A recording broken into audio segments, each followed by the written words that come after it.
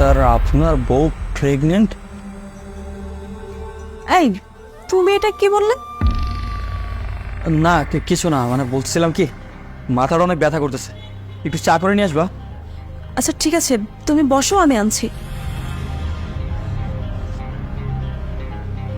এই এই তোর মাথা ঠিক আছে? তুই সব কি উল্টোপাল্টা কথা বলতেছিস? স্যার আমার মাথা ঠিকই আছে, আমি যা কইতেছি সত্যিই কইতেছি। ম্যাডাম 3-4 মাসের প্রেগনেন্ট। দেখ, একদম উল্টোপাল্টা কথা বলবি না। আচ্ছা, তোর কাছে কোনো প্রমাণ আছে? স্যার আমি নিজের কানে শুনছি। আচ্ছা, কত মাসের প্রেগনেন্ট? 3 থেকে 4 মাসের। Madam pregnant? কি বলেন ম্যাডাম, 3 থেকে 4 মাসের প্রেগনেন্ট? হ্যাঁ, 3 থেকে 4 মাসের। এই জন্য তো আপনাকে বাসায় ডেকেছি, যাতে এখানে আমি আপনাকে সবকিছু বলতে পারি। কি বলবো বলেন, এখন তো কিছুটা করতে হবে। এই জন্যই আপনার কাছ থেকে পার্সোনাল অ্যাপয়েন্টমেন্ট নিয়েছি। দেখুন ম্যাডাম, আপনার সময় তো অনেক পার হয়ে গেছে, 3 থেকে 4 মাস পার হয়ে গেছে। এখন কোনো ওষুধেই কাজ করবে না। মানে বলছিলাম কি, কাজ হতেও পারে, নাও হতে পারে। সব থেকে ভালো হয় কি, আপনি ছোটোখাটো একটা অপারেশন বা অ্যাবর্শন করিয়ে ফেলেন, তাহলে কোনো সমস্যাই হবে না। আচ্ছা, স্যার আর ম্যাডামের বিয়ে হইলেও 1 মাস হইল, তাইলে ম্যাডামের 3-4 মাসের গর্ভবতী হলে কেমনে? আচ্ছা, এই অপারেশনটা কখন বা কোথায় করতে পারবো? দেখুন, আপনি আমাদের হসপিটালে অ্যাবর্শনটা করাতে পারেন। আমি বেসিক্যালি সকালে বসি আর রাতে বসি। আই থিঙ্ক আপনি রাতে আসলে বেটার হয়। আচ্ছা, কত টাকা লাগতে পারে? আনুমানিক 2 লাখ টাকার মতো লাগতে পারে। 2 লাখ টাকা? আচ্ছা ঠিক আছে, এটা কখন করতে পারবো? আপনি চাইলে আগামীকালকেই করতে পারেন। আপনি একটা কাজ করুন, আপনি আগামীকাল রাতে চলে আসুন হসপিটালে। আচ্ছা ঠিক আছে, থ্যাংক ইউ। আবার কালকে নাকি হাসপাতালে যাইব? না, স্যারের কথাটা জানাইতেই হইব। আচ্ছা ঠিক আছে, আপনি কি ডিসিশন নেন সেটা আমাকে জানান, আর আমি তাহলে আসি।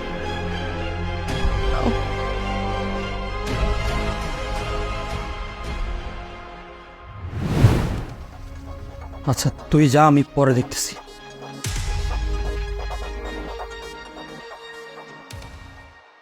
আর ডক্টর সাহেব, আপনাদের অ্যাকাউন্টে আমি টাকাটা জমা করে দিয়েছি।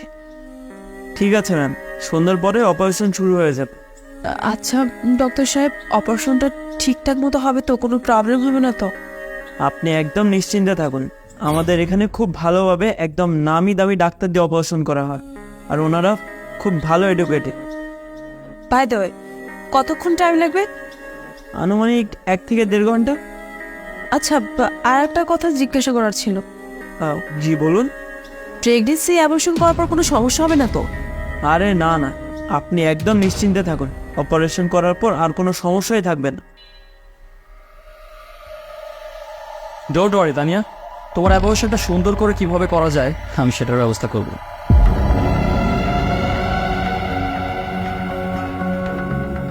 দেখো, তুমি যেটা ভাবছো সম্পূর্ণ ভুল। আচ্ছা, আমি যেটা ভাবতেছি সেটা একদম ভুল, আর তুমি যে এখানে অ্যাবর্শন করানোর জন্য আসছো সেটা একদম ঠিক, তাই না? ছি, একটা মাস হয়েছে আমাদের বিয়ে হলো, 7 দিনের জন্য আমি ট্রেনিংয়ে গেলাম, আর তুমি 4 মাসের অন্তঃসত্ত্বা। এই কাজগুলো কিভাবে করবে? এই পাপ কোথা থেকে নিয়ে এসেছো? রাজু আমাদের সব কিছু বলে দিয়েছে। আর আবার চুপ করো। রাজু তোমাকে কি বলেছে? ও যা বলেছে সম্পূর্ণ ভুল বলেছে। আর ও তো কিছুই জানে না। ও অর্ধেক তোমাকে কি আরো তোমার কথা বলেছে, আর বাকিটা আমি তোমাকে বলছি। কি ব্যাপার ম্যাডাম, আপনি আমার পার্সোনাল অ্যাপয়েন্টমেন্ট কেন নিলেন? চাইলে তো আপনি আমার চেম্বারেও আসতে পারতেন, তাই না? আসলে সত্যি কথা বলতে, আমার ছোট বোন ও প্রেগনেন্ট। ও একটা রিলেশনশিপে ছিল, কখন কি করে ফেলেছে বুঝতেই পারিনি। আর ও এইসব কথা আমাকে শেয়ার করেছে। আর বড় কথা হলো যে ফ্যামিলি এগুলো জানে না, যদি জানতে পারে কি না কি হয়ে যাবে। তাই আমি পার্সোনাল অ্যাপয়েন্টমেন্ট নিয়েছি, যাতে প্রবলেমটা সলভ করতে পারি। যদি কোনো রকম কোনো সলিউশন বের করা যায় খুব উপকার হতো। কি বলছেন ম্যাডাম? আচ্ছা, কত মাসের প্রেগনেন্ট? 3 থেকে 4 মাসের। কি বলেন ম্যাডাম, 3 থেকে 4 মাসের প্রেগনেন্ট?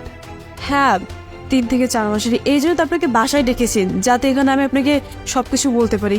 কি বলবো বলেন, এখন তো কিছুটা করতে হবে। এই জন্যই আপনার কাছ থেকে পার্সোনাল অ্যাপয়েন্টমেন্ট নিয়েছি। ঠিক আছে ম্যাডাম, আপনি একদমই কোনো চিন্তা করবেন না, এর ব্যবস্থা আমি করব।